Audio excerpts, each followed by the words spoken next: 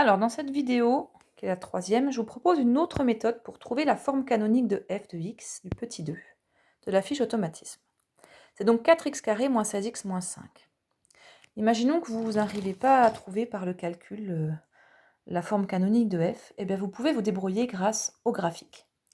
Donc, vous pouvez tracer à l'aide de votre calculatrice la courbe qui représente la fonction f. Alors, vous l'aurez un petit peu mieux que ça du coup. En déplaçant votre curseur sur la courbe, vous allez trouver les coordonnées du sommet. Ici, elles sont entières, donc pas de problème. Vous allez pouvoir placer votre curseur ici et vous allez trouver que les coordonnées de votre sommet, c'est 2 et moins 21. Une fois qu'on a les coordonnées du sommet, vous avez un petit morceau de l'écriture de la forme canonique en fait. On a vu que notre forme canonique, elle s'écrit a, facteur de x moins d au carré plus e, avec d et e, les coordonnées du sommet. Donc pour nous, d ça va être 2 et e ça va être moins 21. Alors je vais les remplacer, d par 2 ici et e par moins 21. Alors on a presque fini, hein. On a trouvé une partie de la forme canonique, reste à trouver la valeur de a. Alors comment on va faire pour trouver la valeur de a? Eh bien notre forme développée nous donne une information supplémentaire sur la fonction f. On sait que quand on remplace x par 0, ça va faire 0 ici, il va me rester moins 5. Donc l'image de 0, c'est moins 5, ce qui se traduit par f de 0 égale à moins 5.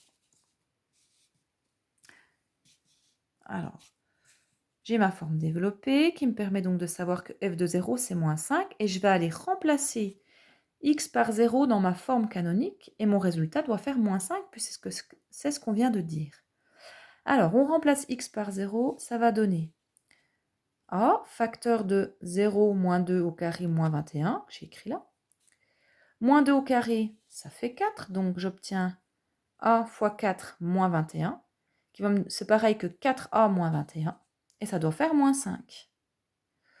Du coup, si 4a moins 21 fait moins 5, j'ajoute 21 des deux côtés, j'obtiens 4a égale à moins 5 plus 21, ça fait 16.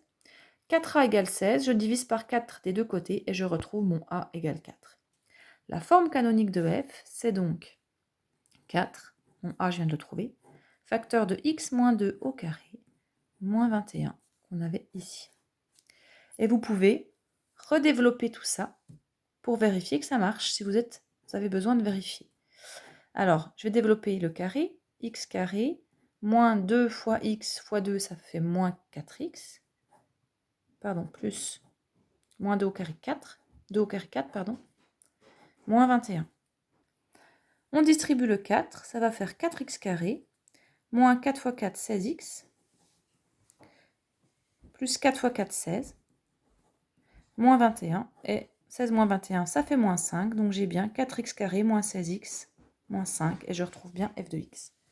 Donc on a déterminé la bonne forme canonique, on n'a pas fait d'erreur. Voilà, c'est fini pour celle-ci.